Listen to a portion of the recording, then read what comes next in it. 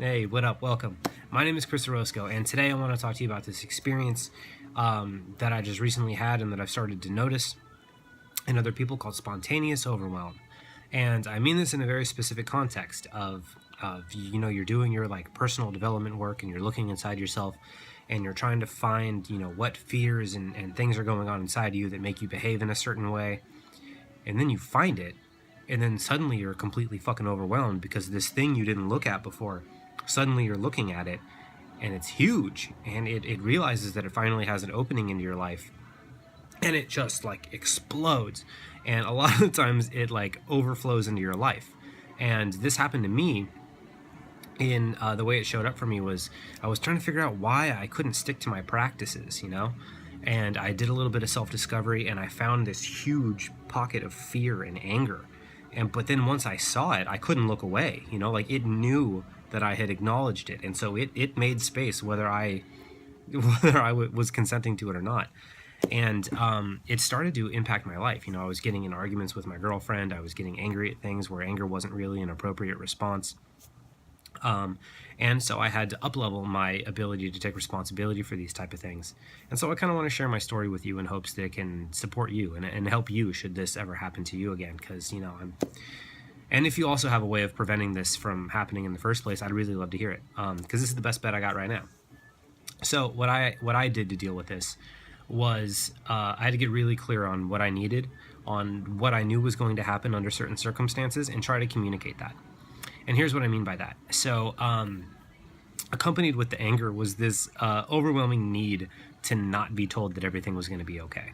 I just needed to be heard and witnessed and understood and all those types of things. And if anybody tried to tell me that everything was going to be okay, I didn't want to fucking hear it. And so what I recommend doing, which worked for me, was getting really, really specific about what kind of support I needed. And what I mean by that is like if somebody wanted to talk to me about it, I would have had to say like, okay, so if we're going to talk about this, I'm going to get angry, I'm going to get heated, I'm going to say stuff I don't mean, I'm going to say stuff that doesn't make sense. And if you can just try and not take it personally and just listen and try to understand and help me understand what the fuck is going on inside of me, then I can get through this a lot quicker. And that's tremendously helpful because I can set all the parameters, and then the person that I'm having a conversation with can either agree to it or not agree to it. It's completely up to them whether or not they actually have the capacity to do the thing I'm asking for.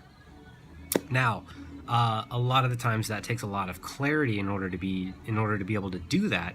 And I got to that level of clarity by messing up and making a mess.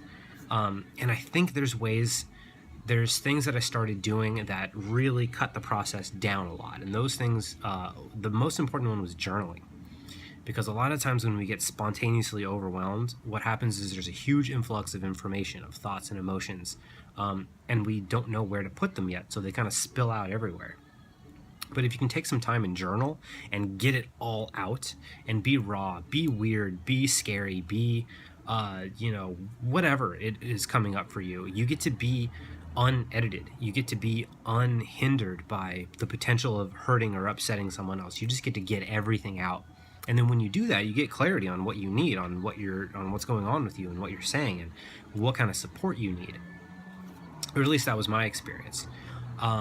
And by doing that, I was able to calm down and realize like there was more to what I was angry about than I thought. There was pretty simple parameters I was able to set with the people in my life. And it basically just helped take the stress down a lot and lowered the amount of arguments that I had to get in. And things like that. So this helped me. I really hope you resonate with this because this is an experience that I'm starting to hear as I share about it more and more that other people have. And so this is a thing in transformational work that I think needs to be acknowledged and taken responsibility for. And I hope this helps you do that. So I love you. Thank you so much for being here. Again, my name is Chris Orozco, and I'll see you next time.